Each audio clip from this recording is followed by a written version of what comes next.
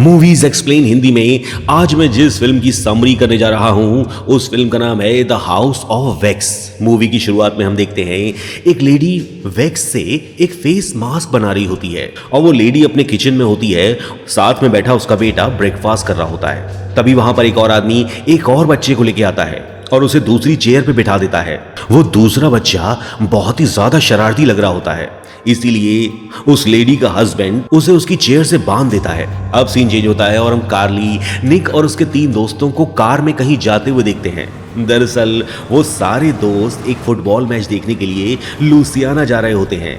Louisiana उनके घर से बहुत दूर होता है, इसीलिए वो नाइट स्टे करने के लिए एक जगह पर कैंप लगा लेते हैं। फुटबॉल मैच अगले दिन होता है, इसीलिए वो लोग आराम से नाइट स्टे करते हैं, एक दूसरे के साथ खूब एंजॉय करते हैं। अब जहां पर ये नाइट स्टे करते हैं वहां पर इन्हें बड़ी ही गंदी सी स्मेल आती है। इन्हें समझ में नहीं आता कि ये स्मेल किस चीज की होती है और कहां से आ रही होती है। तभी वहां पर एक बहुत बड़ा सा ट्रक आ जाता है और अपनी हेडलाइट की रोशनी से इन्हें परेशान करने लगता है। ये सब लोग उस ट्रक को अपनी हेडलाइट बंद करने के लिए कहते हैं, लेकिन वो ट्रक अपनी हेडलाइट बंद नहीं करता। तभी इनमें से एक लड़का एक बॉटल फेंक कर ट्रक की हेडलाइट तोड़ देता है। हेडलाइट टूटते ही वो ट्रक वहां से चला जाता है। इसके बाद ये सारे लोग अपने कैंप्स में आराम से सो जाते हैं। अब रात को कार्ली को ऐसा लगता है जैसे इनके कैंप के आसपास कोई है। कार्ली उठ के देखने की कोशिश करती है, लेकिन वो बाहर नहीं जाती क्योंकि बाहर जाने में बहुत खतरा होता है। अब अगले दिन जब ये लोग सो के उठते हैं तो देखते हैं कि इनका कैमरा गायब होता है और इनकी एक कार को भी किसी ने डैमेज कर दिया होता है। अब कार्ली और उसकी दोस्त को फिर से वही गंदी स्मेल आ रही होती है।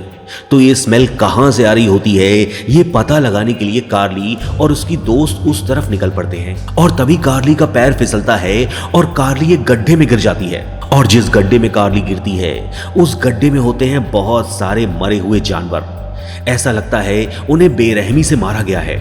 गड्ढे में मरे हुए जानवरों को देखकर कार्ली बुरी तरह से चिल्लाना शुरू कर देती है। तभी तुरंत कार्ली का दोस्त वेड आकर कार्ली को उस गड्ढे में से बाहर निकालता है। तभी वहां पर एक आदमी एक ट्रक में आता है और एक मरे हुए हिरन को उस गड्ढे में फेंक देता है। लेकिन वो आदमी जो वहां पर मरे हुए हिरन को लाया था वो उस हाथ को निकाल के दिखाता है और कहता है ये हाथ नकली है। लेकिन वेड उस आदमी से कहता है कि मेरी गाड़ी की बेल्ट टूट गई है, क्या तुम आसपास किसी मैकेनिक के पास मुझे ले जा सकते हो। और इसके बाद वेड और कार्ली उस आदमी के ट्रक में बैठकर टाउन के लिए चले जाते हैं और इधर कार्ली का भाई निक अपने दोस्तों के साथ फुटबॉल मैच देखने के लिए निकल जाता है। लेकिन रास्ते में इतना ट्रैफिक होता है कि ये डिसाइड करते हैं कि ये वापस अपने कैंप में आ जाएंगे। अब वेड और कार्ली को वो ट्रक ड्राइवर टाउन में ड्रॉप कर देता है, लेकिन उस टाउन को देखकर ऐसा लगता है जैसे इस टाउन में कोई रहता ही नहीं है।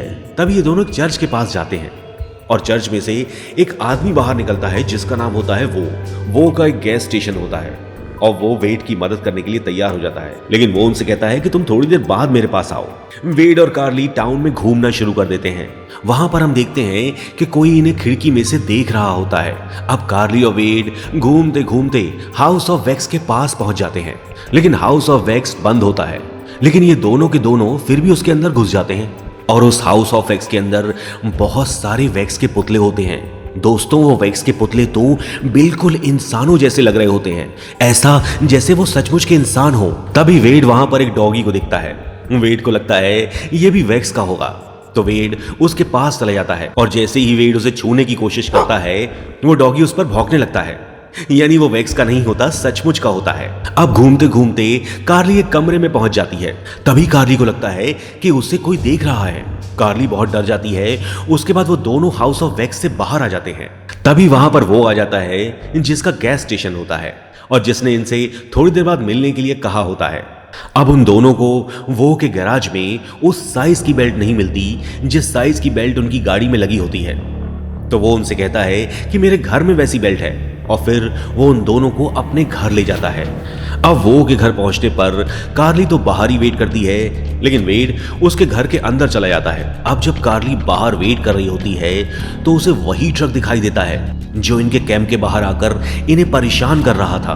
कार्ली तुरंत अपने दोस्तों को फोन करती है, लेकिन उसका फोन कोई नहीं उठाता और इसके बाद कार्ली जोर जोर से हॉर्न बजाना शुरू कर देती है। अब घर के अंदर वेड हॉर्न की आवाज सुनता है, लेकिन तभी वहां पर लाइट चली जाती है। तभी अंधेरे में वेड के सामने एक बहुत भयानक सा चेहरा आता है और वो चाकू से वेड के पैर को जख्मी कर देता है। और घर के बाहर वो कार्ली पर हमला कर देता है, लेकिन कार्ली कुछ भी कर कर वहां से बच के भाग जाती है। कार्ली भागते भागते सीधे चर्च में जाती है, क्योंकि उसे ऐसा लगता है कि चर्च में बहुत सारे लोग हैं जो उसकी मदद करेंगे। लेकिन चर्च के अंदर जाकर कार्ली जो देखती है उससे वो बुरी तरह से हैरान हो जाती है, क्योंकि चर्च के अंदर जितने भी लोग होते हैं वो सारे वैक्स के बने होते हैं और उनमें से एक भी इंसान जिंदा नहीं होता, सब के सब वैक्स के पुतले होते हैं। लेकिन वो कार्ली को ढूंढकर उसे पकड़ लेता है और अपने गैस स्टेशन के बेसमेंट में ले जाकर बांध देता है और वो दरिंदा कार्ली के मुंह को वैक्स से चिपका देता है, जिससे कार्ली शोर न मचा सके। अब दूसरी तरफ वो इंसान जिसने वेड पर हमला किया था, वो वेड को घसीट कर ले जाकर एक जगह पर बांध देता है। दरअसल वो का भाई होता है और इसके बाद वो वेड के ऊपर गरम वैक्स की बारिश करता है, जिससे वेड वैक्स का पुतला बन जाता है। अब कार्ली का भाई अपने दोस्तों के साथ कार्ली और वेड को लेने के लिए टाउन में पहुंचता है और फिर वो सारे लोग कार्ली को टाउन में ढूंढना शुरू कर देते हैं। किस्मत से कार्ली का भाई उसी गैस स्टेशन में पहुंच जाता है जिसके नीचे कार्ली को बांध के रखा गया होता है। कार्ली का भाई वहां पर वो से पूछता है कि यहाँ पर तुमने किसी लड़के और लड़की को देखा? तो वो उनसे साफ मना कर देता है कि मैंने यहाँ पर किसी लड़के लड़की को नहीं देखा।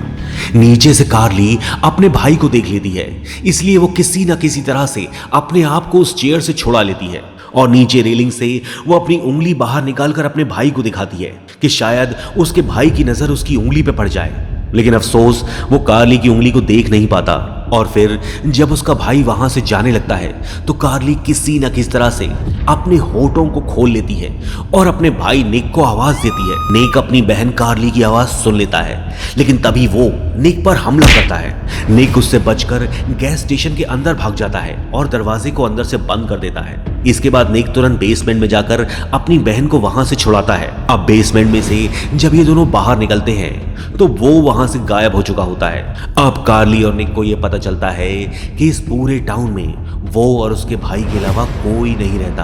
अब दूसरे सीन में हम देखते हैं कि निक के साथ जो उसका दोस्त आया होता है वो गलती से हाउस ऑफ वैक्स में चला जाता है और वो देखता है कि उसका दोस्त वेड पियानो के सामने बैठा है और वो पूरी तरह से मोम का बन चुका होता है। और इससे पहले वो वेड के लिए कुछ कर पाता, वो का भाई आकर निक के उस दोस्त को भी मार डालता है और इसके बाद कार्ली और निक के और दोस्तों को भी ये दोनों भाई मार डालते हैं। अब इसके बाद कार्ली और निक एक शॉप में जाते हैं और वहां पर से कुछ वेपन्स उठा लेते हैं, लेकिन पीछे से वो उन पर हमला कर देता है। तो वो दोनों भागकर एक सिनेमा हॉल में घुस जाते हैं और उस सिनेमा हॉल में भी सारे के सारे वैक्स के पुतले ही बैठे होते हैं और अपनी जान बचाने के लिए कार्ली और निक भी उन पुतलों के बीच में ही बैठ जाते हैं। लेकिन वो उन दोनों को मारने के लिए उस सिनेमा हॉल में गन लेकर पहुंच जाता है, लेकिन इससे पहले वो उन दोनों को शूट कर पाता, निक अपनी एरोगन से तीर मारकर निक को घायल करके बेहोश कर देता है। अब कार्ली और निक को ये मालूम नहीं होता कि वेड मर चुका है, इसीलिए वो दोनों वो के घर जाते हैं। लेकिन घर में जाने के बाद इन्हें पता चल जाता है कि वेड मर चुका है। घर के अंदर इन दोनों को कुछ फोटोग्राफ्स मिलते हैं और उस फोटो में दो जुड़वा बच्चे होते हैं जो एक दूसरे से चिपके हुए होते हैं। और दोस्तों, ये वो और उसके भाई की बचपन की फोटो होती है। इसके बाद निक और कार्ली जब बेसमेंट में जाते हैं तो उन्हें पता चलता है कि उनके सारे दोस्तों को मार दिया गया है। बेसमेंट के अंदर इलेक्ट्रिसिटी का कनेक्शन होता है। कार्ली और निक सारी इलेक्ट्रिसिटी ऑन कर देते हैं, जिससे हर तरफ रोशनी हो जाती है। अब बुरी तरह से घायल वो और उसका भाई जब अपने घर आते हैं तो वो दोनों समझ जाते हैं कि निक और कार्ली बेसमेंट में हैं, क्योंकि उन्होंने वहीं से सारी इलेक्ट्रिसिटी ऑन की होती है। अब वो का भाई नीचे बेसमेंट में जाकर निक के ऊपर चाकू से हमला कर देता है। निक वहां पर आग लगा देता है और इस कारण वो का भाई उसके पास नहीं आ सकता था, क्योंकि उसका चेहरा वैक्स का बना होता है। और वहां पर आग लगाकर निक और कार्ली वहां से भाग जाते हैं और भागकर वो दोनों पहुंच जाते हैं हाउस ऑफ वैक्स में। लेकिन वो वहां पर पहुंच जाता है और वो निक के ऊपर हमला कर देता है और वो निक को मार मार कर उसको बुरी तरह से जख्मी कर देता है।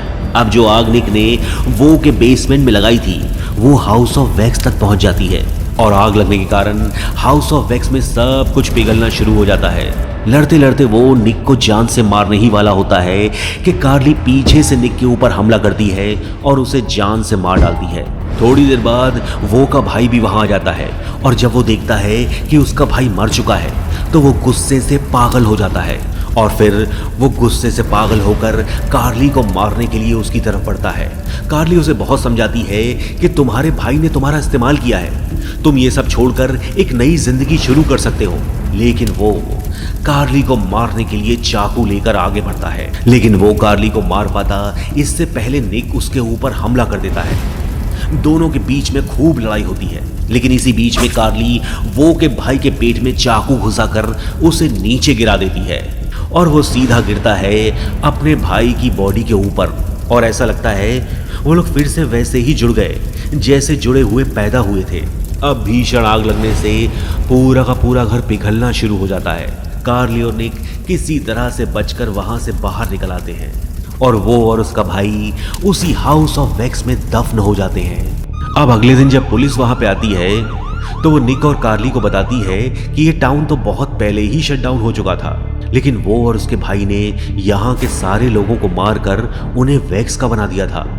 और जब भी कोई मुसाफिर यहाँ पे आता था तो ये उसे मारकर भी वैक्स का बना देते थे।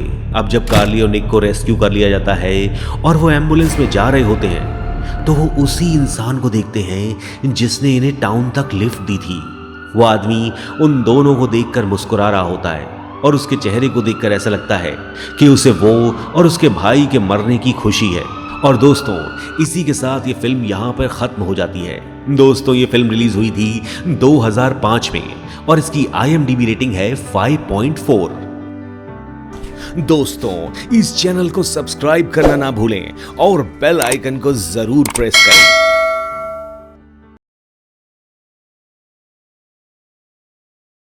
मूवीज एक्सप्लेन हिंदी में आज मैं जिस फिल्म की समरी करने जा रहा हूं उस फिल्म का नाम है In the Heart of the Sea. दोस्तों, ये एक सच्ची कहानी है। दोस्तों, ये उन जहाजियों की कहानी है जिन्हें समंदर के अंदर अपनी जिंदगी का सबसे मुश्किल समय गुजारना पड़ा। समंदर के अंदर इनके हालात ऐसे हो गए कि इन्हें अपने साथियों तक को मार के खाना पड़ा। कहानी शुरू होती है सन 1850 में और हम देखते हैं एक हरमन नाम के राइटर को। हरमन थॉमस निकर्सन नाम के आदमी से उसके घर पे मिलने आता है। दरअसल बात यह है कि सन 1820 में एक बहुत बड़ा शिप समंदर में गर्क हो गया था और उस जहाज के जहाजियों को जिंदा रहने के लिए बहुत ही मुश्किलों का सामना करना पड़ा। और आज 30 साल बाद उन सभी जहाजियों में से सिर्फ थॉमस ही जिंदा होता है, क्योंकि उस वक्त उसकी उम्र सिर्फ 14 साल थी। हरमन एक राइटर होता है और वो थॉमस से पूरी कहानी सुनना चाहता था। थॉमस ये कहानी हरमन को सुनाना नहीं चाहता था, लेकिन हरमन थॉमस को पैसे ऑफर करता है, लेकिन थॉमस फिर भी मना कर देता है। तभी थॉमस की पत्नी थॉमस से कहती है कि हमें पैसों की बहुत जरूरत है और अगर हरमन तुम्हें पैसे ऑफर कर रहा है तो तुम्हें उसकी बात मान लेनी चाहिए। अब अपनी वाइफ की बात मानकर थॉमस हरमन को वो कहानी सुनाना शुरू करता है और इस कहानी में हम पहुंच जाते हैं 1820 में। कहानी के अंदर हम देखते हैं कि एक बहुत बड़ा सा बंदरगाह होता है और वहां पर बहुत सारे शिप्स होते हैं। उस दौर में व्हेल के ऑयल की डिमांड सबसे ज्यादा होती है। फिर हम देखते हैं कि एक शिपिंग कंपनी के मालिक ओवन चेज को बुलाते हैं। ओवन चेज एक बेहतरीन सेलर होता है। उस कंपनी के ओनर अपने सबसे बेहतरीन शिप जिसका नाम एसेक्स होता है उस पर ओवन चेज को एक ऑफिसर बनाकर भेजना चाहते थे। ये सुनकर ओवन नाराज हो जाता है, क्योंकि पिछली बार जब उसने सेल किया था तो कंपनी ने उससे ये प्रॉमिस किया था कि अगली बार उसे कैप्टन बना के भेजा जाएगा। अब जो पोजीशन ओवन को कंपनी के ओनर्स ऑफर करते हैं, ओवन उससे बिल्कुल खुश नहीं होता और वो उठ के वहां से जाने लगता है। तो कंपनी के ओनर उससे कहते हैं कि अगली बार हम तुम्हें शिप का कैप्टन बनाएंगे। तो ओवन उनसे कहता है कि ये बात आप मुझे रिटन में लिख के दीजिए। दरअसल कंपनी इस बार जिसको शिप का कैप्टन बनाने वाली होती है उस आदमी का नाम होता है जॉर्ज और वो उस कंपनी के ओनर्स में से एक ओनर का बेटा होता है। अब सारे क्रू मेंबर जहाज को सफर के लिए तैयार करना शुरू कर देते हैं और इन क्रू मेंबर्स में सबसे यंग क्रू मेंबर थॉमस होता है। वो सिर्फ 14 साल का होता है। दोस्तों, ये वही थॉमस है जो हमें ये कहानी सुना रहा है। और फिर उस समय का सबसे बेहतरीन जहाज निकल पड़ता है अपने सफर पर। ओवन उन सब क्रू मेंबर्स में सबसे ज्यादा काबिल होता है और जहाज पे आने वाली किसी भी मुश्किल को वो आसानी से हल कर देता था और इसी वजह से इस शिप का कैप्टन जॉर्ज ओवन से जलना शुरू कर देता है, क्योंकि ओवन के पास जॉर्ज से ज्यादा एक्सपीरियंस होता है और ओवन शिप के ऊपर बिल्कुल सटीक डिसीजन लेता था। जॉर्ज ओवन को बिल्कुल पसंद नहीं करता था। वो ये चाहता था कि सारे क्रू मेंबर सिर्फ उसी का ऑर्डर माने। शिप के सारे क्रू मेंबर ये जानते थे कि ओवन जॉर्ज से कहीं ज्यादा काबिल है। अब सफर करते करते एसेक्स जहाज समंदर के बीचों बीच पहुंच जाता है। अब अचानक से जब मौसम खराब होने लगता है तो ओवन क्रू मेंबर्स को पर्दों को कम करने के लिए कहता है, जिससे जहाज की स्पीड कम हो जाएगी। लेकिन जब ये सब जॉर्ज देखता है तो वो अपना रुतबा, अपना गुरूर दिखाने के लिए सारे क्रू मेंबर से कहता है कि सारी सेल को खोल दो, और ऐसा करने से जहाज की स्पीड बढ़ जाती है। लेकिन ओवन जॉर्ज से कहता है कि हमें पर्दे कम करने चाहिए क्योंकि हमें जहाज की स्पीड कम करनी है। लेकिन जॉर्ज कहता है नहीं, सारे शिप के पर्दे खोल दो, और ऐसा करने से जहाज की स्पीड बढ़ जाती है और जहाज तूफान में घुस जाता है। वो तूफान कोई छोटा मोटा तूफान नहीं होता, वो एक बहुत बड़ा तूफान होता है, और उस तूफान की वजह से उनका शिप बहुत बुरी तरह से डैमेज होता है।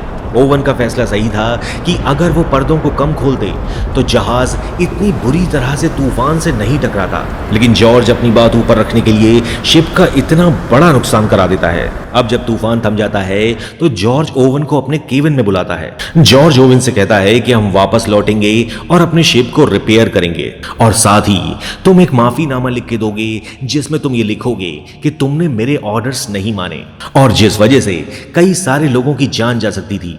लेकिन ओवन इस बात पे गुस्सा हो जाता है और वो जॉर्ज से कहता है कि पर्दों को खोल देना और जहाज की स्पीड को तेज करना तुम्हारा ऑर्डर था, और तुम्हारी वजह से ही हम तूफान में फंसे और हमें इतना बड़ा नुकसान हुआ। जॉर्ज ओवन से कहता है कि मैं अपने क्रू को टेस्ट कर रहा था। तो ओवन जॉर्ज से कहता है कि इतने बड़े तूफान में तुम अपने क्रू को टेस्ट कर रहे थे, ये तो बहुत ही घटिया कैप्टनशिप है। इतना सुनते ही जॉर्ज गुस्से से पागल हो जाता है और टेबल पे हाथ मार के ओवन से कहता है, ये मत भूलो कि तुम एक किसान के बेटे हो और मैं एक खानदानी आदमी हूं। मेरे खानदान के सभी लोगों ने शिप पर कैप्टनशिप करी है। दरअसल वो एक ऐसा वक्त होता है जब शिप पर कैप्टनशिप करना बहुत बड़ी बात होती है और कैप्टन बनने के लिए बहुत ही ज्यादा काबिलियत चाहिए होती थी। लेकिन जॉर्ज के अंदर काबिलियत से ज्यादा गुरूर था। फिर ओवन सोचता है कि वो खाली हाथ नहीं जा सकता, क्योंकि अगर वो खाली हाथ गया तो उसे कोई पैसे नहीं मिलेंगे। तो ओवन जॉर्ज से कहता है कि अगर हम खाली हाथ गए तो इसमें आपके खानदान की बेइज्जती हो जाएगी। जॉर्ज ना चाहते हुए भी ओवन की बात मान लेता है। ओवन जॉर्ज से कहता है कि हम जिस काम के लिए आए हैं उसे जल्द से जल्द पूरा करें, बहुत सारा ऑयल इकट्ठा करें और कामयाबी के साथ वापस जाएं। इसके बाद एसेक्स नाम का शिप समंदर की और गहराइयों में बढ़ता चला जाता है। लगभग 3 महीने बाद उन्हें वेल्स का एक बहुत बड़ा झुंड दिखाई देता है। वेल्स को देखकर वो लोग बहुत खुश होते हैं और फिर अपनी छोटी छोटी नाव में बैठकर वेल का शिकार करने के लिए समंदर के अंदर निकल पड़ते हैं। ओवन एक बहुत ही बड़ी वेल मछली का शिकार करता है और उसे शिप के ऊपर लेके आता है। फिर शिप के ऊपर क्रू मेंबर्स वेल के ऊपर एक बहुत बड़ा सा होल करके उसमें से ऑयल को निकालते हैं, और जब बचा हुआ तेल नहीं निकाल पाते तो थॉमस को वेल की बॉडी में डालकर उससे बचा हुआ तेल निकलवाते हैं। लेकिन इस वेल के शिकार के बाद काफी समय हो जाता है और उन्हें कोई वेल दिखाई नहीं देती, और लगभग 1 साल वो लोग बिना शिकार के समंदर के अंदर घूमते रहते हैं, घूमते रहते हैं, घूमते रहते हैं। शिप के ऊपर भी उनके खाने पीने का सामान भी लगभग खत्म हो चुका होता है, और इन्हीं सब कारणों की वजह से जॉर्ज और ओवन के बीच की नफरत और बढ़ जाती है। अब इन्हें खाने पीने का सामान तो चाहिए था, इसीलिए ये एक टापू को देखकर उस पर अपने शिप को रोक देते हैं और फिर ये उस टापू पे जाकर अपने पास रखे वेल ऑयल को वहां पर बेचना शुरू कर देते हैं। अब उस टापू पर इन्हें एक कैप्टन मिलता है जो इन्हीं की तरह वेल का शिकार करके उसका ऑयल बेचा करता था। अब वो कैप्टन उन दोनों को बताता है कि यहाँ से 2000 मील वेस्ट में एक ऐसी जगह है जहाँ पर तुम्हें इतनी वेल मिलेंगी कि तुम 3000 बैरल ऑयल सिर्फ एक दिन में इकट्ठा कर सकते हो।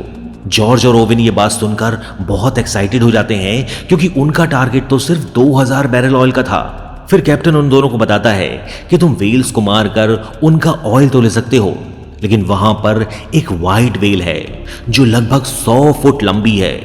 ऐसी वेल जो ना कभी किसी ने देखी है और ना कभी किसी ने सुनी है। वो एक ऐसी वेल है जिसे हम समंदर का शैतान बोलते हैं। कैप्टन उन लोगों को बताता है कि उस वेल ने एक ही बार में मेरे पूरे शिप को ध्वस्त कर दिया। और मेरे 6 क्रू मेंबर्स को मार डाला और मैंने अपना एक हाथ भी खो दिया। लेकिन ओवन और जॉर्ज के दिमाग में तो 3000 बैरल ऑयल की बात घूम रही होती है और वो अपने शिप से निकल पड़ते हैं 2000 किलोमीटर वेस्ट की तरफ। और कैप्टन की बात सच होती है, सचमुच में उस जगह पर बहुत सारी वेल्स होती हैं। इतनी सारी वेल्स देखकर वो सारे लोग बहुत खुश हो जाते हैं। वो लोग सोचते हैं यहाँ पे से तो हम सिर्फ एक दिन में इतना तेल निकाल लेंगे कि उसके बाद बड़े मजे से हम अपने घर वापस जा सकते हैं। इसके बाद वो सब लोग अपनी छोटी छोटी नाव में बैठकर वेल मछली का शिकार करने के लिए समंदर में उतर जाते हैं। और जब ये लोग वेल्स का शिकार कर रहे होते हैं तभी वहां पे आती है व्हाइट वेल, यानी समंदर का शैतान। और दोस्तों ये वही वेल होती है जिसके बारे में कैप्टन ने इन्हें पहले ही बताया था। इस चैनल को लाइक, शेयर और सब्सक्राइब करना ना भूलें। और दोस्तों मुझे कमेंट में ज़रूर बताएं कि ये फिल्म आपको कैसी लगी। और अगर आपके दिमाग में कोई और फिल्म हो जिसकी आप समरी सुनना चाहते हो तो प्लीज़ मुझे कमेंट बॉक्स में लिखकर बताइए। वो व्हाइट वेल इतनी खतरनाक होती है कि वो एक ही बार में इनकी नाव को पलट देती है।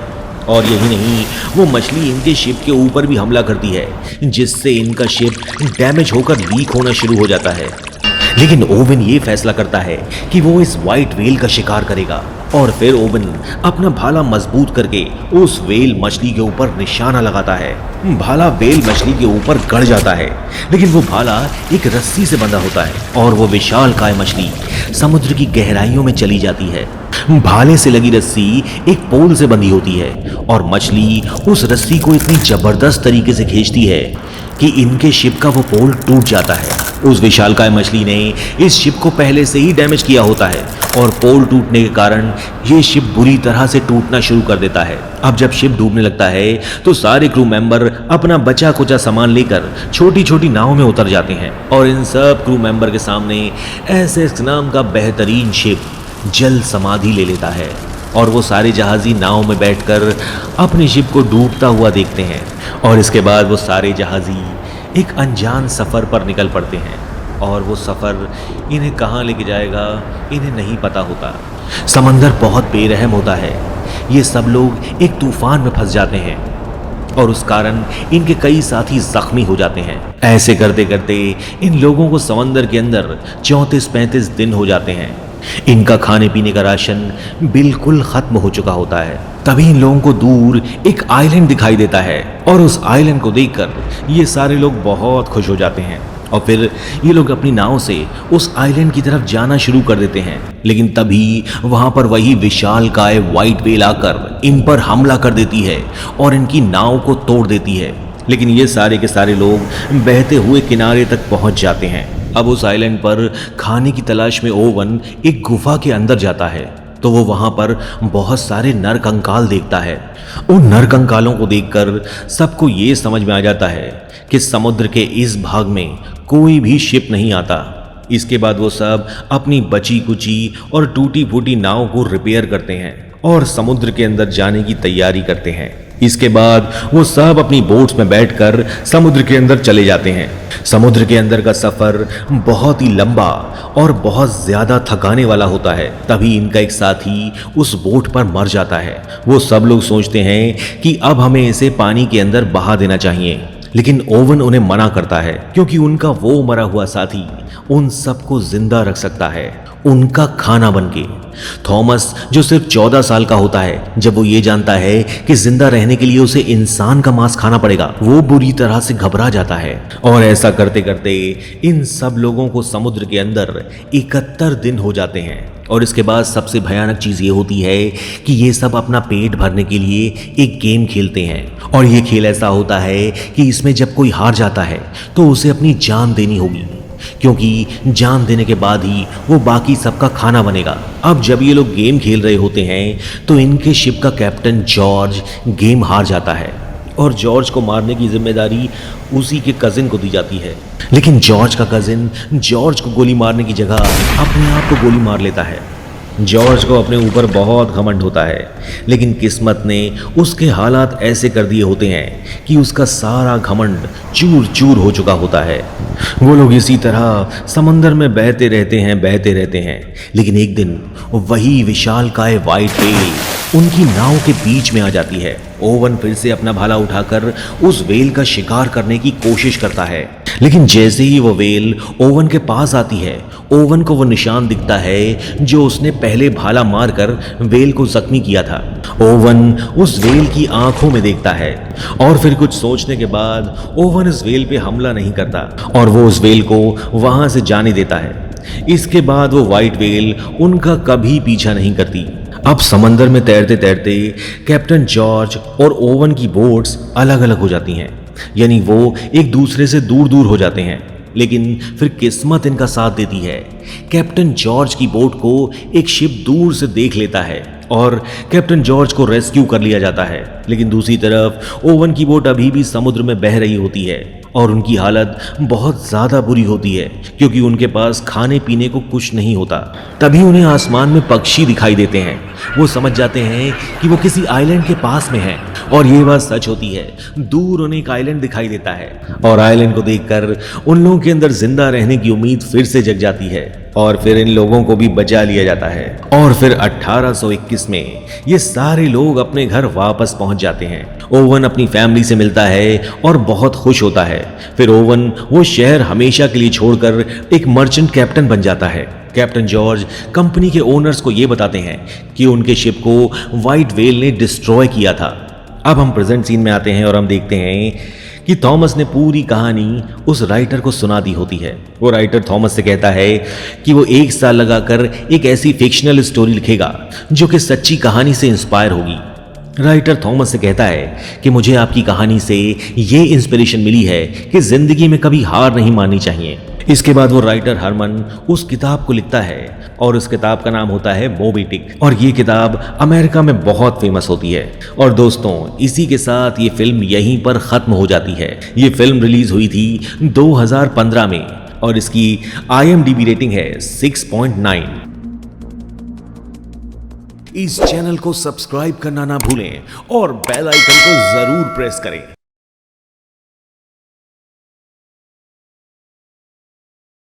दोस्तों, मूवीज एक्सप्लेन हिंदी में आज हम जिस फिल्म की समरी करने जा रहे हैं उस फिल्म का नाम है लॉर्ड ऑफ वॉर।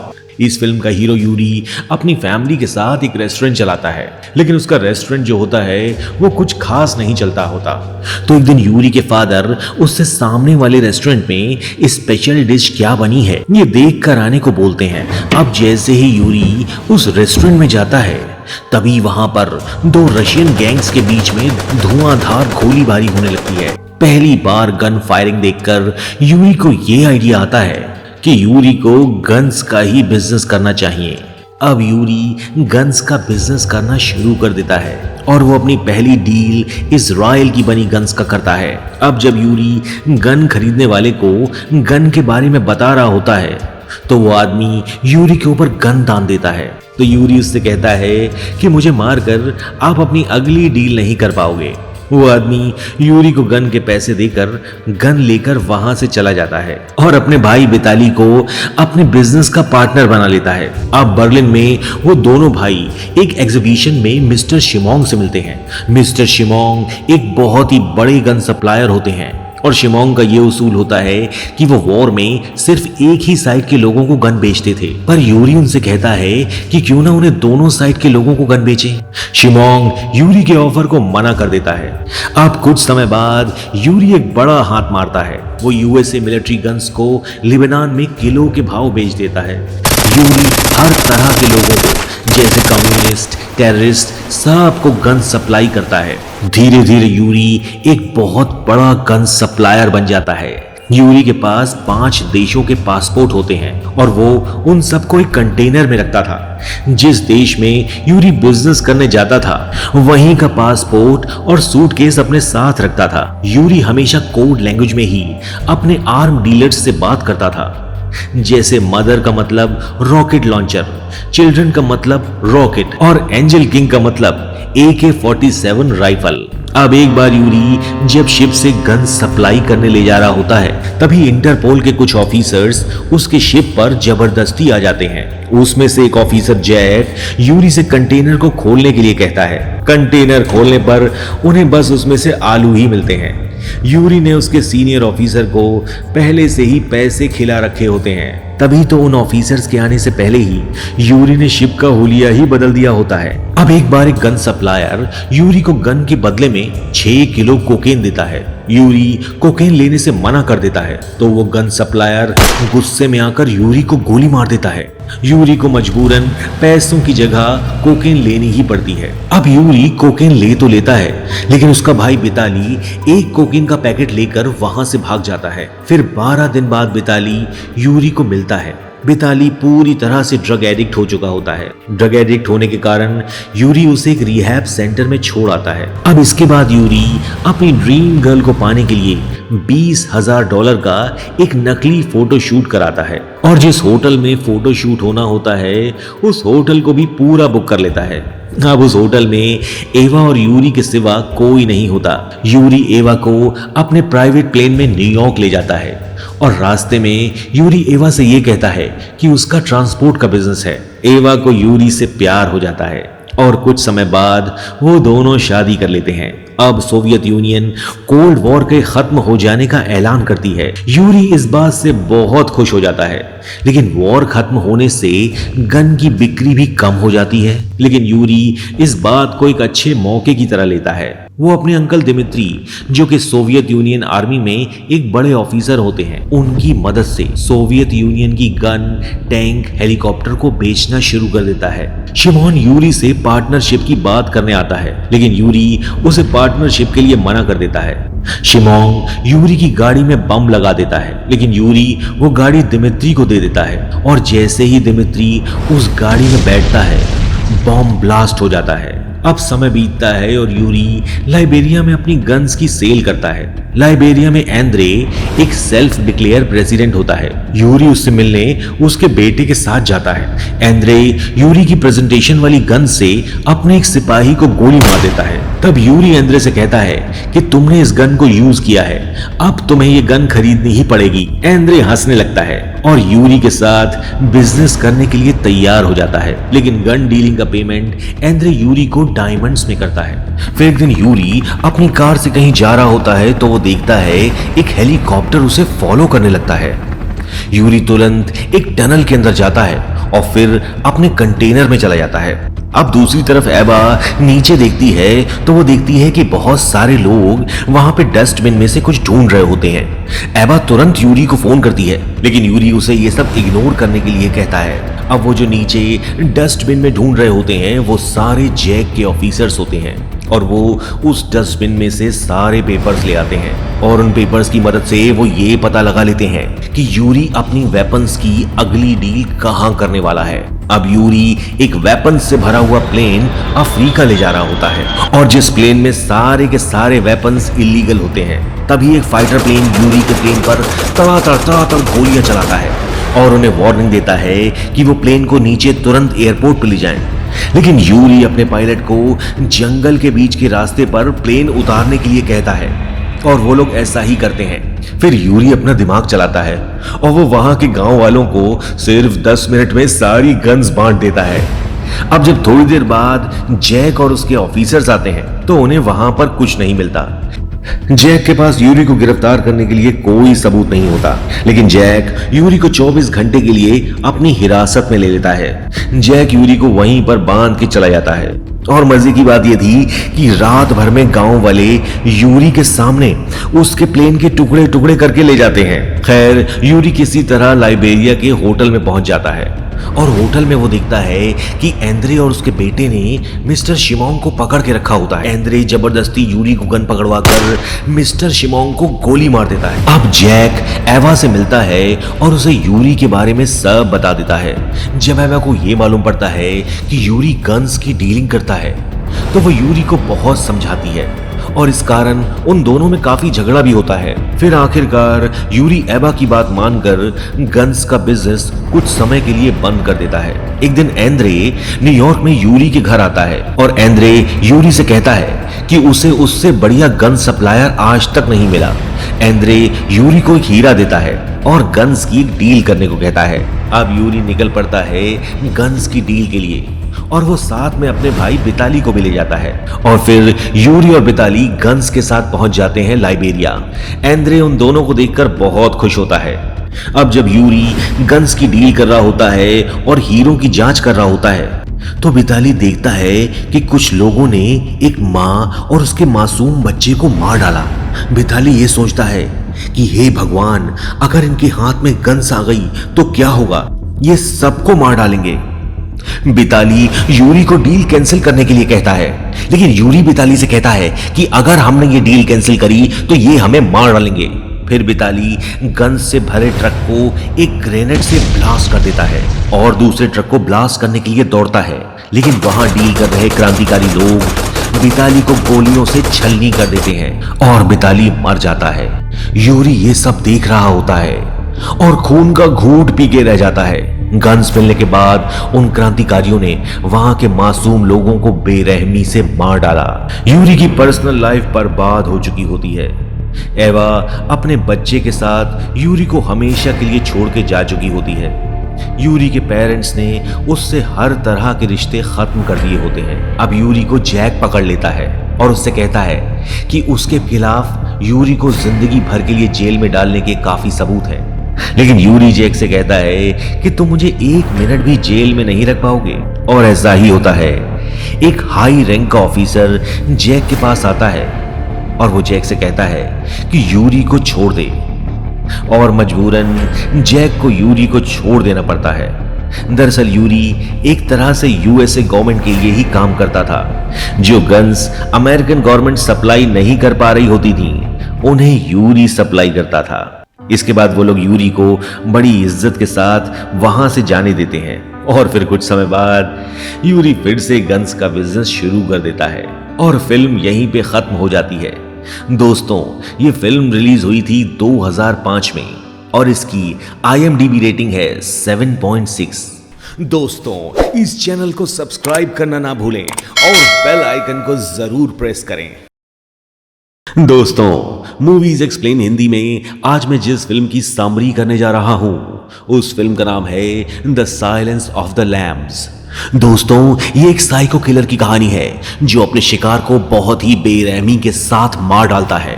तो आइए करते हैं शुरू इस फिल्म की समरी। फिल्म की शुरुआत में हम क्लैरिस स्टर्लिंग नाम की एक लड़की को देखते हैं जो कि FBI में एक ट्रेनी होती है। फिर उसका बॉस उसे अपने पास बुलाकर एक केस देता है और वो केस एक ऐसे साइको किलर का होता है जो अपने शिकार को बहुत ही बेरहमी के साथ मार देता है और उस साइको किलर का नाम होता है डॉक्टर लेक्टर। डॉक्टर लेक्टर किसी भी ऑफिसर से बात करना नहीं चाहता था, तो FBI के ऑफिसर्स को आइडिया आता है कि क्यों ना वो क्लैरिस को उसके पास भेजे, शायद वो क्लैरिस को कुछ बताने को तैयार हो जाए। दरअसल FBI के लोग किसी और ही केस के बारे में डॉक्टर लेक्टर से जानना चाहते थे। अगर डॉक्टर लेक्टर क्लैरिस से बात करने को तैयार हो गया तो शायद उन्हें इस केस में काफी मदद मिल जाए। डॉक्टर लेक्टर एक बहुत ही शार्प माइंडेड साइको किलर होता है। अब क्लैरिस डॉक्टर लेक्टर की सारी डिटेल लेकर उससे मिलने पहुंचती है। क्लैरिस को डॉक्टर लेक्टर से मिलवाने के लिए एक डॉक्टर क्लैरिस की मदद करता है और वो क्लैरिस को बताता है कि डॉक्टर लेक्टर कितना खतरनाक है। सेल के पास पहुंचने के बाद क्लैरिस डॉक्टर से कहती है कि वो डॉक्टर लेक्टर से अकेले में ही मिलना चाहती है। इसके बाद क्लैरिस उस जगह पर अकेले ही जाती है जहां पर डॉक्टर लेक्टर होता है। अब जब क्लैरिस डॉक्टर लेक्टर से मिलने अंदर जा रही होती है तो वो देखती है और सेल्स में बड़े भयानक से क्रिमिनल्स बंद होते हैं और वो क्लैरिस को देखकर गंदी गंदी हरकतें करते हैं। क्लैरिस उन्हें इग्नोर करती है और सीधे डॉक्टर लेक्टर के सेल के पास पहुंच जाती है। डॉक्टर लेक्टर क्लैरिस को देखकर उसे गुड मॉर्निंग कहता है और उसे उसकी आईडी दिखाने के लिए कहता है। जब क्लैरिस अपनी आईडी दिखाती है तो डॉक्टर लेक्टर कहता है कि तुम्हारी आईडी तो 7 दिन में एक्सपायर होने वाली है। तो क्लैरिस डॉक्टर लेक्टर को बताती है कि वो FBI में ट्रेनी है और वो डॉक्टर लेक्टर से कुछ जानने के लिए आई है। डॉक्टर लेक्टर को यह बिल्कुल सटीक पता होता है कि क्लैरिस वहां पर क्यों आई है और उसे क्या जानना है, लेकिन डॉक्टर लेक्टर से कोई भी इंफॉर्मेशन निकालना इतना आसान नहीं होता। डॉक्टर लेक्टर क्लैरिस को कुछ नहीं बताता और उसकी इंसल्ट भी करता है। अब निराश होकर क्लैरिस वहां से जाने लगती है। अब जब क्लैरिस वहां से जा रही होती है तो वहां बंद एक सेल में एक अपराधी क्लैरिस के साथ बहुत ही घिनौनी हरकत करता है। उसकी घिनौनी हरकत देखकर क्लैरिस डर जाती है। तभी डॉक्टर लेक्टर क्लैरिस को अपने पास बुलाते हैं। डॉक्टर लेक्टर क्लैरिस से कहते हैं कि जाओ और मॉफिट के बारे में पता करो। मॉफिट बहुत पहले डॉक्टर लेक्टर की पेशेंट हुआ करती थी। और डॉक्टर लेक्टर क्लैरिस से ये भी कहते हैं कि क्या तुम बफेलो बिल के बारे में कुछ जानती हो? बफेलो बिल एक वहशी दरिंदा होता है जो मासूम लड़कियों का शिकार करता है और उन्हें बड़ी बेरहमी के साथ मार डालता है। क्लैरिस के पास डॉक्टर लेक्टर के सवालों का कोई जवाब नहीं होता और फिर वो वहां से चली जाती है। अब अगले दिन क्लैरिस के पास उसके बॉस का फोन आता है। वो उसे बताते हैं डॉक्टर लेक्टर ने उस क्रिमिनल को मार डाला जिसने तुम्हारे साथ घिनौनी हरकत करी थी। डॉक्टर लेक्टर किसी को भी जान से मार सकता है क्योंकि ये उसके लिए एक एंजॉयमेंट है। अब क्लैरिस का बॉस उससे पूछता है कि तुम मुझे वो नाम बताओ जो डॉक्टर लेक्टर ने तुम्हें बताया था, और वो नाम होता है हिस्टर मॉफिट। दरअसल क्लैरिस ने हिस्टर मॉफिट के बारे में बहुत सारी जानकारी इकट्ठी की होती है और वो सारी जानकारी अपने बॉस को दे देती है। और लेक्टर ने क्लैरिस से ये भी कहा था, look deep with in yourself. वैसे तो इसका मतलब ये होता है, मेरी बात ध्यान से सुनो, लेकिन ये एक कोड होता है जिसे क्लैरिस समझ जाती है। डॉक्टर लेक्टर बॉल्टीमोर से होते हैं और वहां पर योरसेल्फ नाम का स्टोर होता है और डॉक्टर लेक्टर उसे वहीं जाने के लिए कह रहे होते हैं। अब क्लैरिस योरसेल्फ नाम के स्टोर में तो जाती है, लेकिन वहां पर उस स्टोर का मालिक उसे बताता है कि ये जगह तो 10 साल से बंद है। और वहां पर वो बूढ़ा आदमी क्लैरिस को यह भी बताता है कि जिस आदमी ने इस जगह को लीज पे लिया है उसका नाम होता है क्लिस्टर मॉफिट। क्लैरिस उस स्टोर के शटर को खोलने की बहुत कोशिश करती है, लेकिन वो शटर नहीं खुलता। इसके बाद क्लैरिस अपनी कार से जैक निकाल के लाती है और उस जैक की मदद से उस शटर को खोल देती है। अब उस स्टोर का गेट इतना खुल जाता है कि क्लैरिस लेट कर उसके अंदर जा सके। जाने से पहले क्लैरिस उस बूढ़े आदमी को एक पर्ची देती है और उस पर्ची में सारे FBI ऑफिसर्स के नाम लिखे होते हैं। क्लैरिस उससे कहती है कि अगर मैं ना आऊं और मुझे अंदर कुछ हो जाए तो आप प्लीज इन लोगों को इन्फॉर्म कर दीजिएगा, ये लोग यहां पर तुरंत आ जाएंगे। अब अंदर टॉर्च जलाकर जब क्लैरिस देखती है तो उसे वहां पर बहुत सारा सामान दिखाई देता है और वहां पर एक कार होती है जिसके अंदर एक औरत का मैनीक्वीन होता है और उस मैनीक्वीन ने बहुत ही बढ़िया कपड़े पहने होते हैं। और फिर क्लैरिस वहां पर एक बॉटल देखती है जिसके अंदर एक आदमी का सर होता है। उस आदमी का सर देखकर क्लैरिस बहुत हैरान हो जाती है और फिर वहां से चली जाती है। और फिर क्लैरिस डॉक्टर लेक्टर से मिलने जाती है इन सारे सवालों के जवाब पूछने के लिए। डॉक्टर लेक्टर क्लेयर के किसी भी सवाल का जवाब नहीं देता और वो क्लेयर से कहता है कि तुम मुझसे बफेलो बिल के बारे में पूछो, लेकिन क्लैरिस लेक्टर से कहती है कि आप मुझे मॉफिट के बारे में बताइए, आप ही ने तो मुझे वहां पर भेजा था। तब लेक्टर क्लेयर को बताता है कि मॉफिट का रियल नेम बेंजामिन था और मेरी थेरेपी से उसे कभी कोई फायदा नहीं हुआ और हाँ, मैंने उसे नहीं मारा। तो क्लैरिस लेक्टर से पूछती है कि अगर आपने उसे नहीं मारा तो किसने मारा? तो डॉक्टर लेक्टर उससे कहता है कि मुझे नहीं पता।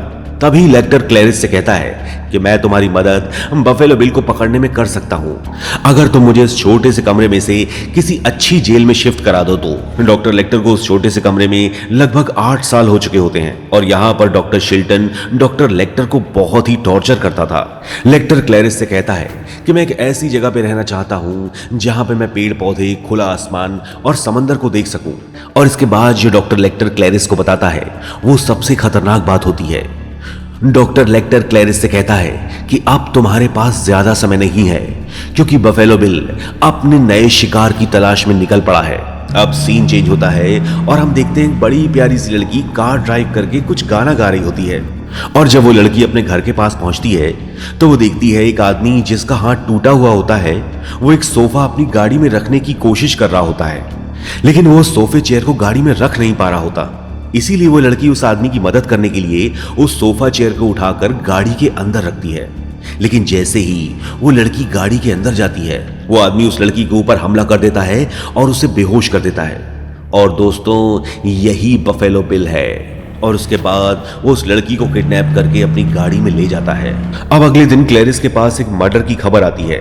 वेस्ट वर्जीनिया में एक लड़की की बॉडी मिली होती है। उस लड़की की बॉडी लगभग 1 हफ्ते से पानी में थी और उस लड़की को देखकर ऐसा लगता है कि शायद ये भी बफेलो बिल का ही शिकार थी। FBI के पास ऐसी इंफॉर्मेशन होती है कि बफेलो बिल अपने शिकार को 3 दिन तक जिंदा रखता है और उसके बाद वो उसे मार देता है। यानी क्लैरिस के पास उस लड़की को बचाने के लिए 3 दिन होते हैं। अब क्लैरिस उस लड़की की डेड बॉडी के पास पहुंचकर उसकी डेड बॉडी का इंस्पेक्शन करती है और जब दांतों को चेक करने के लिए उस लड़की का मुंह खोला जाता है तो उन्हें उस लड़की के मुंह में एक कीड़ा मिलता है। क्लैरिस उस कीड़े को लेकर एक लैब में जाती है और लैब में उन्हें मालूम पड़ता है कि ये कीड़ा तितली का पहला रूप है और ये एशिया के देशों में पाया जाता है, यानी अमेरिका में इन्हें स्पेशली कोई पाल रहा है। अब सीन चेंज होता है और हम बफेलो बिल का घर देखते हैं। बफेलो बिल ने अपने घर में इसी तरह के बहुत सारे कीड़े पाले हुए होते हैं। बफेलो बिल ने अपने घर के बेसमेंट में एक कुआं बनाया होता है और उस कुएं में उसने उसी लड़की को कैद किया होता है जिसने उसकी गाड़ी में सोफा चढ़ाने में मदद करी थी। अब क्लैरिस को न्यूज देखकर ये पता चलता है कि अभी अभी एक और लड़की गायब हुई है। क्लैरिस तुरंत डॉक्टर लेक्टर से मिलने जाती है। क्लैरिस डॉक्टर लेक्टर के पास पहुंचकर उनसे कहती है कि अगर आप मेरी बफेलो बिल के केस में मदद करेंगे तो आपको एक बहुत ही बेहतर जेल में शिफ्ट कर दिया जाएगा जहां पे आप सूरज की रोशनी, पेड़ पौधे और समंदर देख सकते हैं। और वो कहता है कि मैं तुम्हें बफेलो बिल के बारे में सब कुछ बताऊंगा, लेकिन मेरी एक शर्त है, तुम्हें भी अपने बारे में मुझे सब कुछ बताना होगा।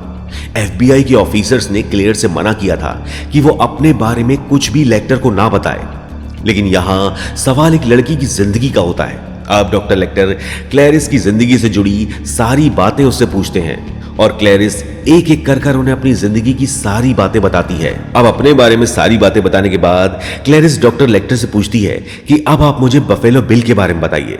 तो डॉक्टर लेक्टर उससे पूछते हैं कि जो लड़की किडनैप हुई क्या वो लंबी और मोटी थी? तो क्लैरिस कहती हाँ, वो लंबी और मोटी थी।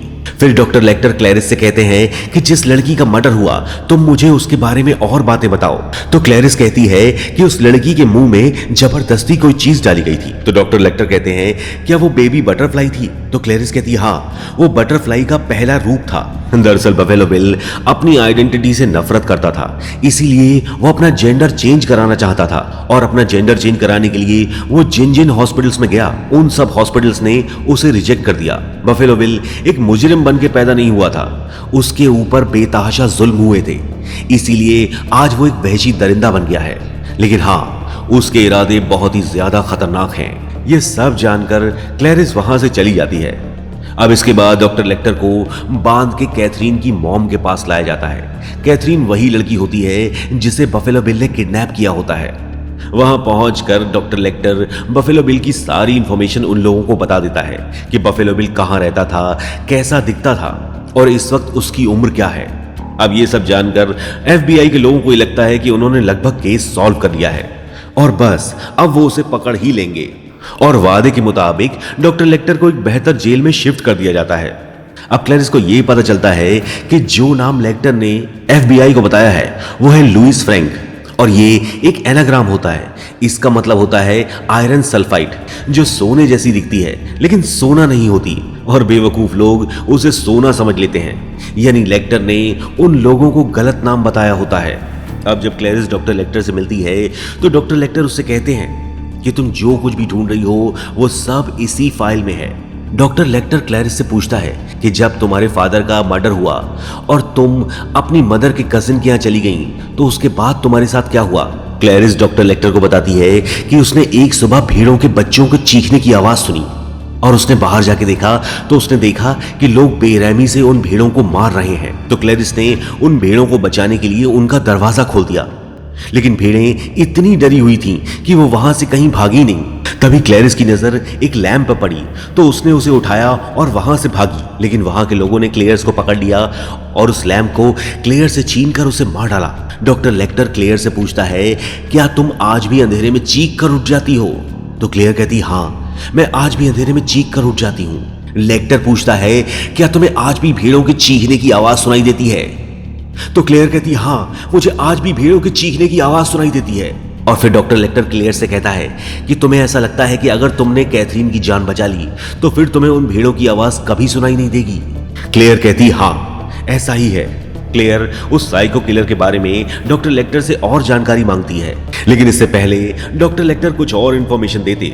डॉक्टर शेल्टन कुछ ऑफिसर्स के साथ आकर क्लेयर को वहां से ले जाने लगते हैं। तभी डॉक्टर लेक्टर बफेलो बिल के केस की फाइल क्लेयर्स को अपने सेल में से दिखाता है। क्लेयर्स दौड़कर वो फाइल वापस लेने आती है।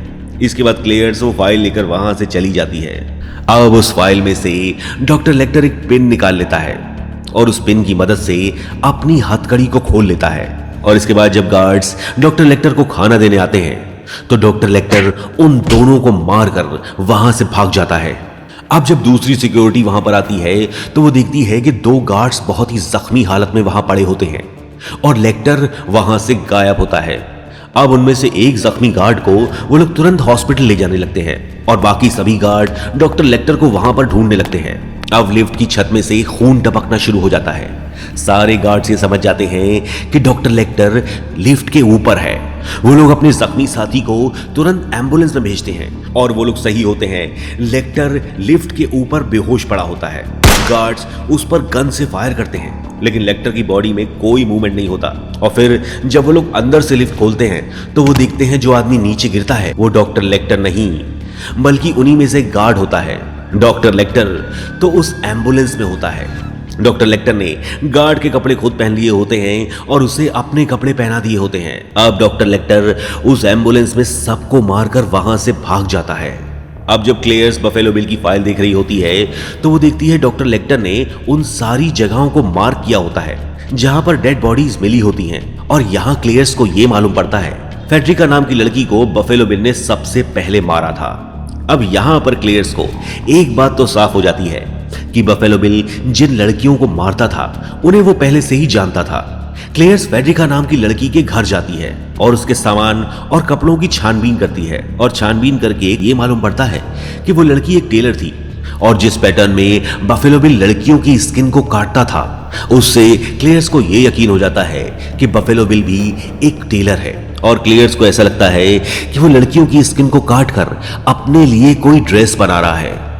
और दोस्तों ये बात सच होती है। बफेलो बिल उन लड़कियों की स्किन को काटकर अपने लिए एक ड्रेस बना रहा होता है और बहुत जल्द वो ड्रेस पूरी होने वाली होती है। इसके बाद क्लैरिस फेड्रिका की एक दोस्त से मिलने जाती है कि शायद वो उसे बफेलो बिल के बारे में कोई इंफॉर्मेशन दे दे। अब उससे क्लेयर्स को ये मालूम पड़ता है कि फेड्रिका और वो लिपमैन नाम के एक आदमी के लिए कपड़े बनाया करती थी। और इसके बाद वो क्लेयर्स को एक एड्रेस देती है और क्लैरिस उस एड्रेस पे पहुंच जाती है। अब जब क्लैरिस उस घर को नॉक करती है तो एक आदमी दरवाजा खोलता है। क्लैरिस उससे लिपमैन के बारे में पूछती है तो वो आदमी उसे अपना नाम जैक बताता है और वो कहता है कि मैंने ये घर तो 2 साल पहले ही खरीदा था। तो क्लैरिस उस आदमी से कहती है कि फेड्रिका मिस्टर लिपमैन के लिए काम करती थी, क्या आप उसे जानते हैं? फेड्रिका का नाम सुनकर वो आदमी अनकंफर्टेबल होने लगता है। फिर वो कहता है नहीं, लेकिन लिपमैन के बेटे का नंबर मेरे पास है, अगर आपको चाहिए तो मैं आपको दे सकता हूं।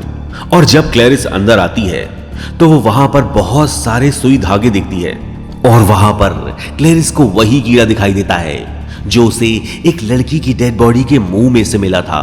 क्लैरिस समझ जाती है कि यही वो दरिंदा बफेलो बिल है। बिना देर किए क्लैरिस उसके ऊपर बंदूक तान देती है, लेकिन बफेलो बिल बहुत शातिर होता है और वो वहां से भाग जाता है। और उसको पकड़ने के लिए क्लैरिस वहीं पहुंच जाती है जहां पर उसने कैथरीन को कैद करके रखा होता है। बफेलो बिल ने कैथरीन को एक कुएं में कैद करके रखा होता है। कैथरीन क्लैरिस को देखकर चिल्लाती है और वो उससे कहती है कि मुझे बचा लो।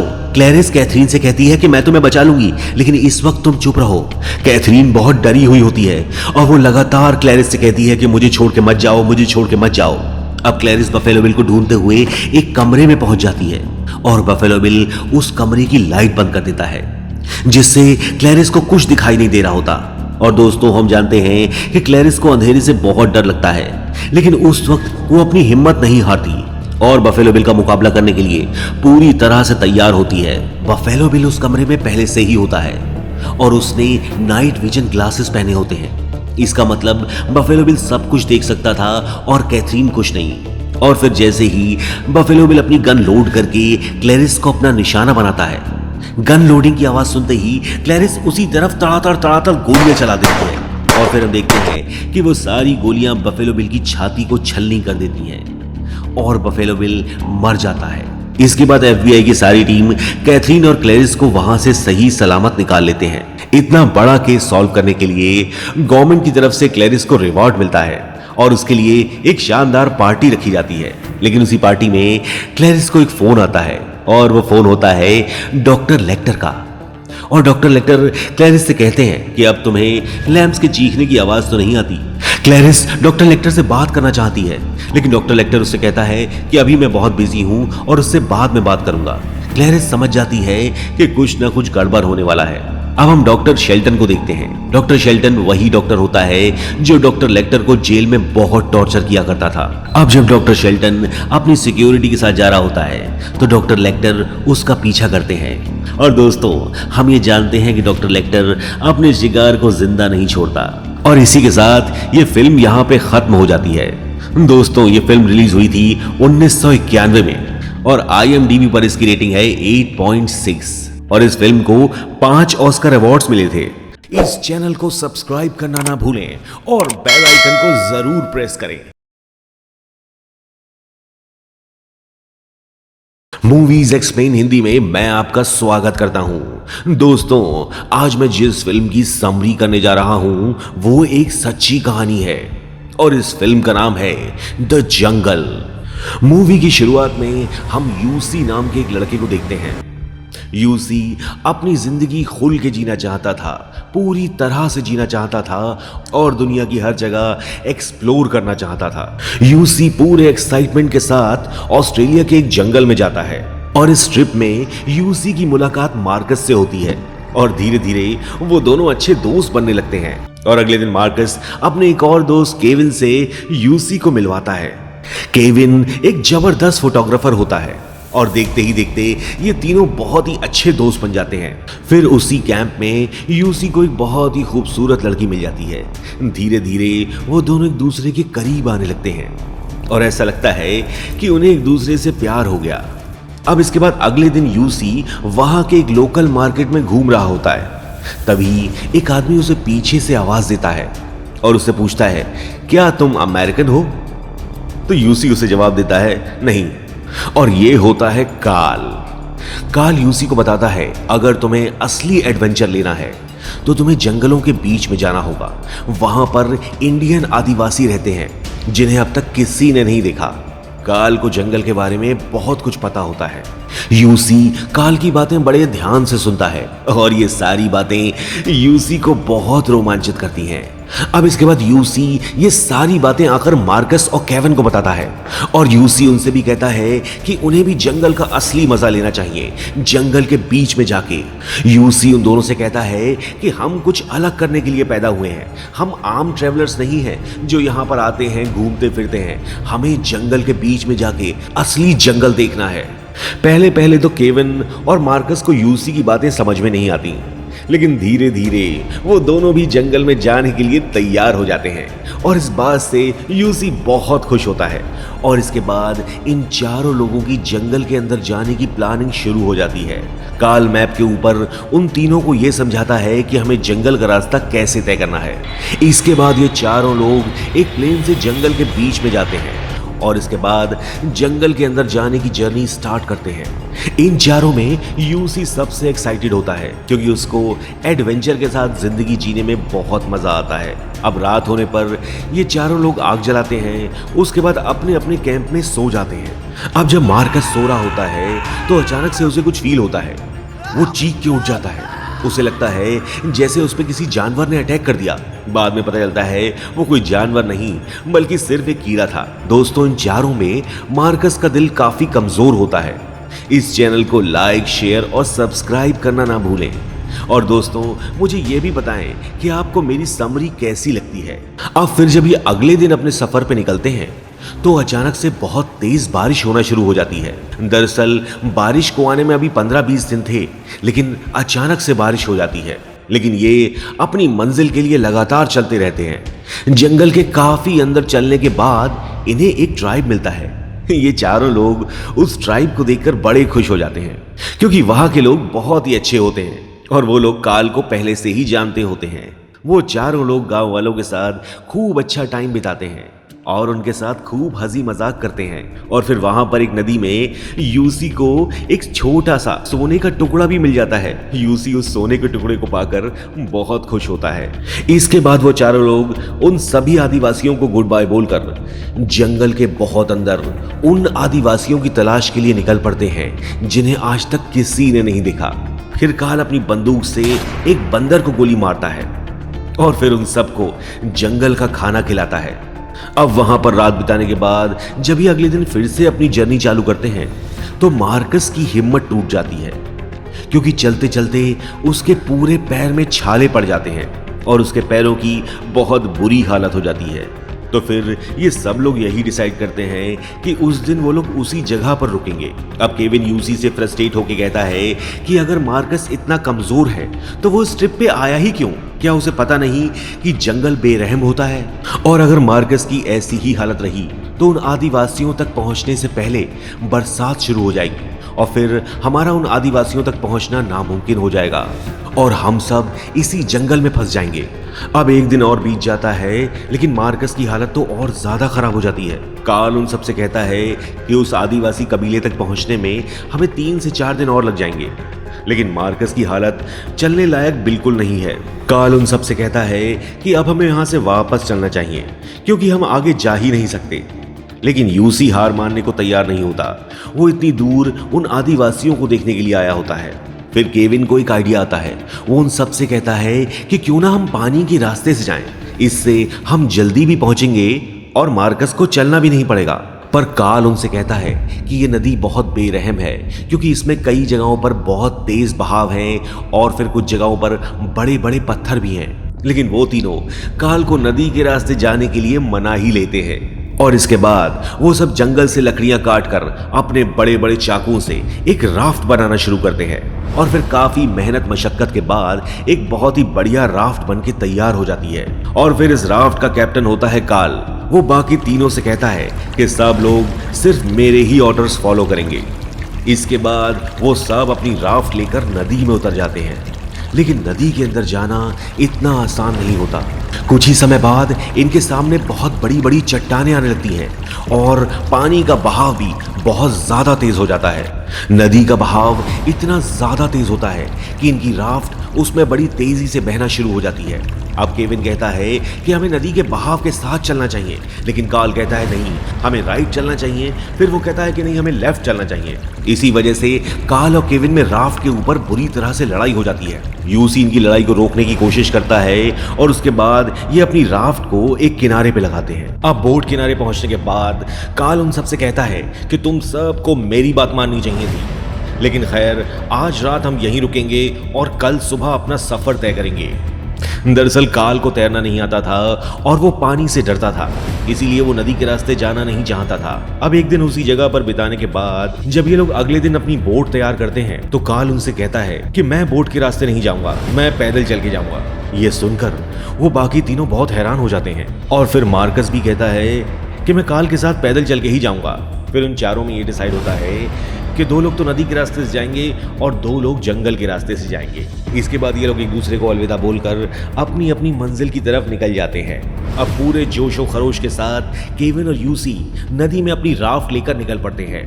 पहले तो उन्हें नदी के अंदर राफ्टिंग करने में बहुत मजा आता है, लेकिन अचानक इनकी राफ्ट बड़ी बड़ी लहरों में फंस जाती है और एक चट्टान पे जाके रुक जाती है। अब यूसी और केविन नदी की लहरों में बुरी तरह से फंस चुके होते हैं। अब केविन यूसी से कहता है कि मैं कुछ भी करके किनारे पे पहुंचता हूं और उसके बाद तुम मुझे रस्सी फेंकना, मैं उस रस्सी को पकड़कर तुम्हें भी किनारे तक खींच लूंगा। लेकिन यूसी केविन से कहता है कि ऐसा करना अपनी जान देने के बराबर है। दोस्तों, उस नदी का बहाव बहुत ज्यादा तेज होता है, लेकिन केविन यूसी से कहता है कि तुम घबराओ मत, मैं नदी के किनारे पहुंच भी जाऊंगा और तुम्हें भी बचा लूंगा। इसके बाद केविन उस नदी में तैरकर किनारे तक पहुंच जाता है और किनारे पर खड़े होकर यूसी से रस्सी फेंकने को कहता है। लेकिन तभी एक लहर यूसी को हिट करती है और वो उस भीषण नदी में बह जाता है। किनारे पर खड़ा केविन अपने सामने यूसी को बहता हुआ देखता है। अब आगे जाके नदी में यूसी एक पत्थर को पकड़कर अपनी जान बचा लेता है और जोर जोर से केविन को पुकारना शुरू करता है। अब उस घने बेरहम जंगल में यूसी बिल्कुल अकेला होता है। यूसी के पास खाने पीने के लिए कुछ नहीं होता। तभी यूसी को नदी के अंदर अपना बैग दिखाई देता है। यूसी तुरंत जंप करके उस बैग को नदी में से बाहर निकाल लेता है। उस बैग में एक छोटी सी बाइबल होती है और कुछ खाने की गोलियां होती हैं। दरअसल वो गोलियां एनर्जी के लिए होती हैं। यूसी उसमें से कुछ गोलियां खा लेता है और गोलियां खाते ही उसके अंदर जबरदस्त एनर्जी आ जाती है और इसके बाद वो केविन को आवाज लगाते लगाते उसे ढूंढना शुरू कर देता है, लेकिन केविन उसे कहीं नहीं मिलता। फिर वो अपनी बुक के ऊपर एक रूट बनाता है जिसे फॉलो करते करते वो जंगल से बाहर निकलेगा। यूसी भूखा प्यासा जंगल में भटकता रहता है और रात में जब वो सो रहा होता है तब उसे ऐसा लगता है कि मार्कस उसे आवाज दे रहा है, लेकिन जब वो टॉर्च चला के देखता है तो वहां पर कोई नहीं होता। अब अगले दिन सुबह उठकर उसे अपने माथे के ऊपर कुछ महसूस होना शुरू होता है। वो एक चाकू से अपने माथे के ऊपर की स्किन को काटता है। खैर यूसी अपनी स्किन काटकर उस कीड़े को बाहर निकाल के फेंक देता है। अब आगे चल के यूसी अपनी भूख मिटाने के लिए चिड़ियों के अंडे जिनमें उनके बच्चे होते हैं उन्हें जिंदा ही खा जाता है। अब जब यूसी आगे चलता है तो वो चलते चलते एक ऐसी जगह पे पहुंचता है जहां पर कुछ लोग अपना सामान छोड़ के चले गए थे। यूसी कुछ देर वहीं आराम करने की सोचता है और अपने पैरों में से अपने मोजों को निकालता है। यूसी के पैर बुरी तरह से जख्मी हो चुके थे और अपने पैरों को देखकर यूसी बुरी तरह से रोने लगता है। अब रात को वहां आराम करने के बाद अगले दिन जब यूसी फिर से चलना शुरू करता है तो उसे किसी के पैरों के निशान मिलते हैं। उसे ऐसा लगता है जैसे केविन वहां पे आया था, लेकिन नहीं, यूसी घूम फिर के उसी जगह पे पहुंच गया होता है जहां से उसने चलना शुरू किया था। अब ये जानकर कि वो फिर से उसी जगह पे आ गया है, यूसी बहुत निराश हो जाता है। अब दूसरी तरफ हम देखते हैं कि केविन कुछ गांव वालों को नदी के किनारे पड़ा हुआ मिल जाता है। गांव वाले केविन को बचा लेते हैं। केविन मरा नहीं बल्कि जिंदा होता है। फिर कुछ दिन बाद जब केविन ठीक हो जाता है तो वो वहां के ऑफिसर्स को बताता है कि मेरा दोस्त यूसी अभी भी जंगल में फंसा हुआ है और उसे बचाना बहुत जरूरी है।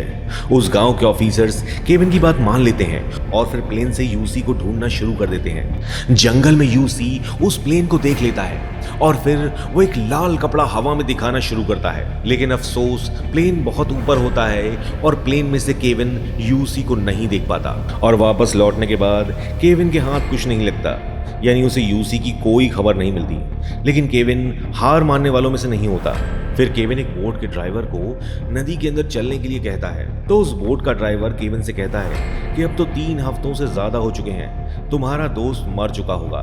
लेकिन केविन को यकीन होता है कि यूसी अभी भी जिंदा होगा और फिर केविन निकल पड़ता है बोट लेकर उस जंगल में यूसी को ढूंढने के लिए। अब जंगल के अंदर यूसी की हालत बद से बदतर हो जाती है। अब जब यूसी जंगल में पड़ा हुआ होता है तो उसे एक लड़की की आवाज सुनाई देती है। यूसी उसके पास जाता है तो उसे पता चलता है ये कोई आदिवासी लड़की है जो शायद अपने कबीले से बिछड़ गई है।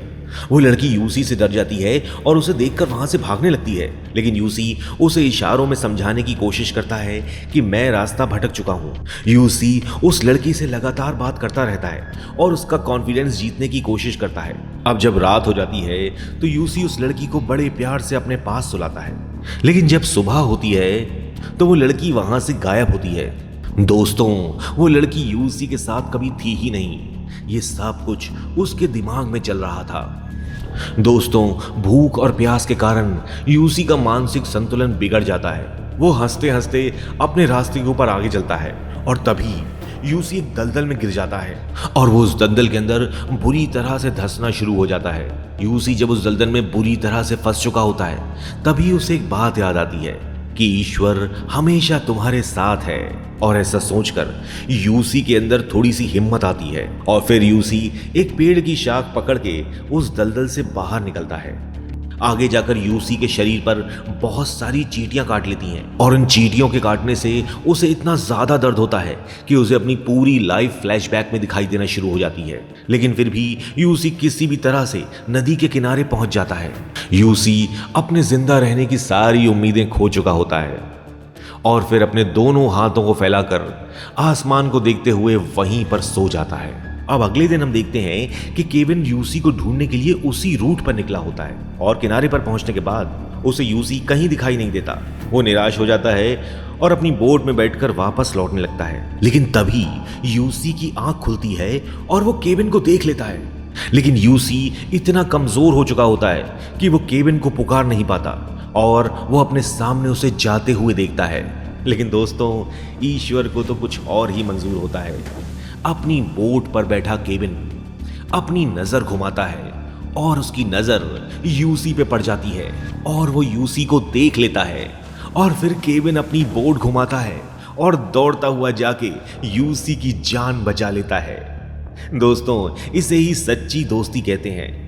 इसके बाद केविन यूसी को लेकर गांव में पहुंच जाता है। वहां के गांव वाले बड़े ही आश्चर्यचकित होकर यूसी को देखते हैं कि कोई इंसान 3 हफ्ते जंगल में रहने के बाद भी जिंदा बच गया। यूसी केविन को उसकी जान बचाने के लिए थैंक्स बोलता है, तो केविन भी यूसी को उसकी जान बचाने के लिए थैंक्स बोलता है। इसके बाद सभी गांव वाले यूसी के पास आते हैं और गॉड का थैंक्स बोलते हैं कि इतने बेरहम जंगल में लगभग 3 हफ्तों तक यूसी को जिंदा रखा। और यहीं पर यह फिल्म खत्म हो जाती है। दोस्तों, ये एक बहुत ही अमेजिंग सी सर्वाइवल मूवी है और ये फिल्म एक सच्ची घटना पे आधारित है।